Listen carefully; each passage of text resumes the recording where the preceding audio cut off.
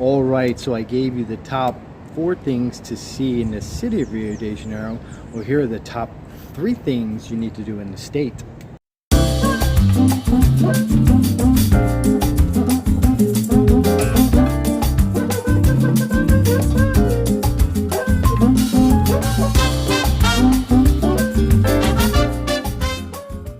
Hey, what's up, travelers? Como vai, viajantes? My name is Jason Kelly, and I'm the creator of Brazil Traveler, an American that's been living in Brazil for 12 years. In today's video, I'm going to tell you the top 3 things you need to see in the state of Rio de Janeiro. But before I begin, make sure you like and subscribe to the channel so you can receive future notifications based on more videos as I produce them. So the first thing you need to see in the state of Rio de Janeiro is a city called Petropolis. Petropolis is the imperial city. It's where the royal family Dom Pedro lived. They still have the Dom Pedro mansion there, which is now a museum, which you can take tours through. It's really beautiful and spectacular. The ride up to Petropolis is really beautiful because you're riding right along the mountainside. The road is built into the mountainside. So you get to see these spectacular views of the mountain. And you'll also see the clouds. The clouds are at the top level, the apex of the mountain. Sometimes they come a little lower, so when you're driving in, you'll be driving in through the clouds too. But there's nothing to worry about. The road is safe, and it's just that the views are really beautiful. And you're gonna love the city of Petropolis. It's very quiet and it's a walking city. Everywhere you go, you can walk. And if you need to take an Uber, it's really about 10 minutes an Uber ride anywhere you need to go. So really you're gonna do a lot of walking there. There's a famous street called Santa Teresa that you can walk up and down, which is a lot of clothing. You can buy souvenirs there as well. We recommend that you go up there and you stay there for overnight just so you can experience the city. And the second thing that you need to do, that I'm going to group these 2 things together, is go to see a place called Buzios and Rio de Cabo.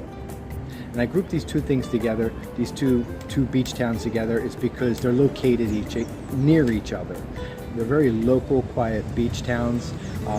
What's really special about Buzios is a beach called Jeriba. Jeriba Beach is one of the places where you can find volcanic rock from when the landmass split over 1 million years ago. The volcano is in Africa, but you can still find volcanic rock in Buzios, in Jeriba Beach. So it's kind of cool to see, and it's kind of cool to understand the history of that. And Rio de Cabo is a quiet town, but you'll find crystal blue, clear water there. And it's really located about 20 minutes from Buzios. And so you can split your time if you're a couple days in Buzios, a couple days in Rio de Cabo. It's really beautiful, and it's something that you should go see and experience. And the third place you need to see, and again I grouped these 2 together, is a place called Paraty and iliogrange. Now, to get to Patachi from the city of Rio de Janeiro is just about an hour and a half, a couple hours. It's very easy to get to.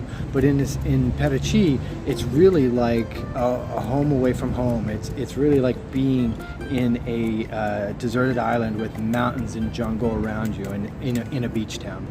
Now, Patachi is nice because it still has its imperial colonialism feel from when the Portuguese settled here hundreds of years ago.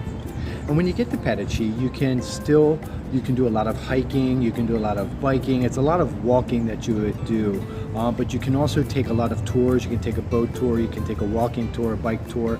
There's many guides around that can help you discover more of Patachi. It's nice because they still have that, like I said, the old colonial homes, but you can also go visit old colonial plantations as well. Now, when you're in Patachi, you want to go to iliogrange, because iliogrange is an island and it's right near Patachi, and another city called Angra do Reis. Now, in order to get to iliogrange, you have to take a boat or a ferry. And if you're in Patachi, I believe they're taking people by ferry to the island. But if they're not, then you would have to track back about maybe 30 minutes or so to Angra do Reis and take a ferry from there to iliogrange. Now, the thing about iliogrange, it's a beach town again. It's all surrounded on the beach, in the beach fronts. There's really no development there. So again, you can take hiking tours, walking tours, and you're surrounded, in the center is really all jungle and mountains and forest. There's no cars on the island, so you have to take boat ferries and taxis everywhere. But you won't be disappointed if you go to iliogrange, because it has some of the most beautiful beaches in Brazil, and a lot of the beaches on iliogrange were voted to some of the best beaches internationally.